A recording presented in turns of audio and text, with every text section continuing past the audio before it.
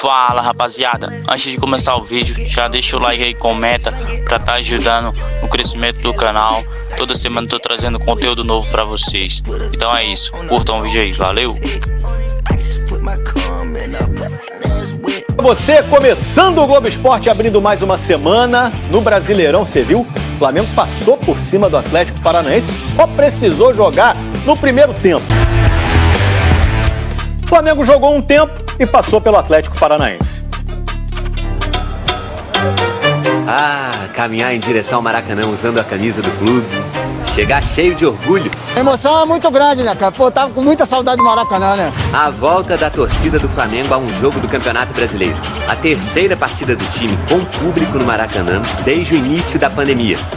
Para entrar no estádio, o torcedor precisou comprovar a vacinação em dia e na arquibancada usar máscara e respeitar o distanciamento social, que não aconteceu em muitos casos. O torcedor teve que esperar um bom tempo para voltar a ver o time em ação no Brasileirão. O último jogo com público do Flamengo pelo Campeonato Brasileiro foi em dezembro de 2019, na goleada por 6-1 sobre o Avaí, 1 ano e 10 meses atrás. No retorno contra o Atlético Paranaense, o flamenguista não precisou ter tanta paciência assim. 4 do primeiro tempo.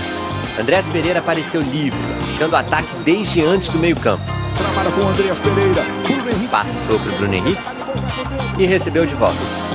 Aí ele deixou a bola correr um pouquinho, só a ponto de ter o ângulo certo para o chute que explodiu na trave. E foi tão forte que na volta a bola bateu no Everton Ribeiro, que vinha na corrida, e entrou. 1-0 Flamengo. Everton Ribeiro esperto. 5 minutos depois, uma troca de passe envolvente, que começou com o Gabigol pro Everton Ribeiro, que deu pro Isla, que devolveu pro Gabigol, mandar pra área. Na pé esquerdo, cruzamento, Bruno Henrique. Gol! Foi o 5º gol do Bruno nas últimas 4 partidas do time. O Flamengo avassalador no começo de jogo no Maracanã. O Atlético, que poupou os titulares e entrou com um time quase todo reserva, conseguiu ter um pênalti marcado a favor. O Carlos Eduardo sofreu falta do Rodrigo Caio dentro da área. Mas o lance foi anulado após a revisão do VAR por impedimento no início da jogada. E o Flamengo conseguiu marcar o terceiro ainda no primeiro tempo. Desde o chutão do Bruno Henrique para frente, foram 9 toques em 14 segundos. Pro Arrascaeta, Andrés Pereira passou na esquerda, Arrascaeta tocou pro Andrés. Agora, se a gente reparar no replay, não foi um chutão acidental do Bruno Henrique. Olha como ele levantou a cabeça e achou o Gabriel, que já estava se movimentando para fazer o passe para disparar do Arrascaeta. Corta para outra câmera, para a gente acompanhar também como correu o Andrés, que saiu bem atrás do Arrascaeta e de um adversário e chegou na frente para marcar. 3-0 Flamengo. Se eu tô jogando assim é mérito do treinador, do grupo, que me acolheu muito bem. De repente, o Diego Alves começou a chamar a atenção para algo do lado de fora do campo. A ambulância, atrás do gol do Atlético. E foi lá um rapaz pedir para apagar o farol. Coitado do Diego. Imagina se ele fosse atrapalhado durante a chance mais perigosa do Atlético. Eu achei que não pegou bem o Carlos Eduardo. Acho que ele pegou meio mastigado com o gramado e ela deu uma quicada. A larga vantagem no placar, a chuva pesada que caiu, um copo de plástico arremessado no gramado por um torcedor que foi identificado e retirado do estádio, deixaram o jogo mais arrastado no segundo tempo. A torcida terminou encharcada, mas satisfeita, com a vitória que deu a terceira colocação do campeonato ao Flamengo, com 2 jogos e 11 pontos a menos que o Atlético Mineiro, o líder da competição.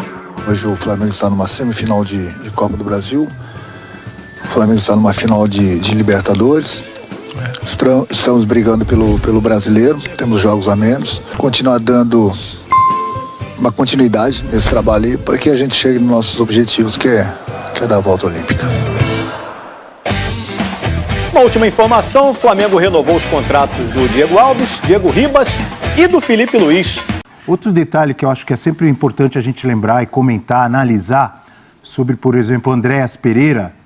É óbvio que tem a qualidade dele, né? Um jogador que veio do Manchester United, etc. e tal.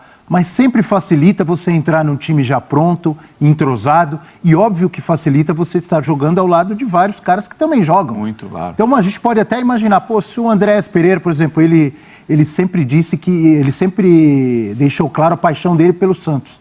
Se o Andréas Pereira, por exemplo, chegasse nesse time do Santos atual, ou no time do Grêmio, ele ia melhorar, obviamente, o time do Santos, o time do Grêmio.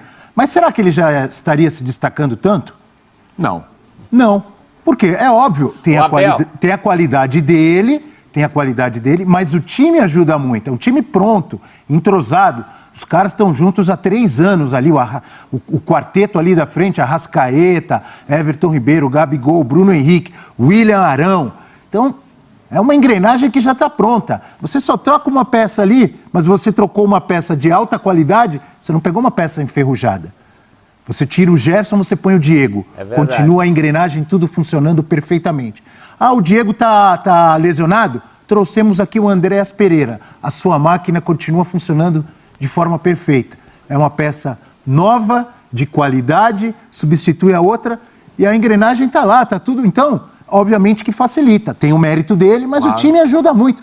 Nós discutimos também algumas semanas atrás, agora não mais, se o Daniel Alves poderia ir para o Flamengo, para o Fluminense. Era a mesma coisa que eu dizia. Ah, o Daniel Alves não deu certo no São Paulo. A gente não sabe se ia dar certo no Flamengo. Mas tinha grande chance. Tinha grande chance pela qualidade do time. Diga, professor. Não, eu só fico pensando no contrário, né? O quanto uma engrenagem enferrujada atrapalharia o Andréas Pereira. Pois é. Se ele pega, se ele cai no Santos, no Grêmio, no São Paulo mesmo, seria muito importante no São Paulo. O quanto a gente não faria uma... Será que daria certo assim? Fala, professor. Uma avaliação equivocada do rapaz por conta de um entorno que não fosse o ideal, né? Muitas vezes acontece isso. O Andréas Pereira chegou com uma fama justificada.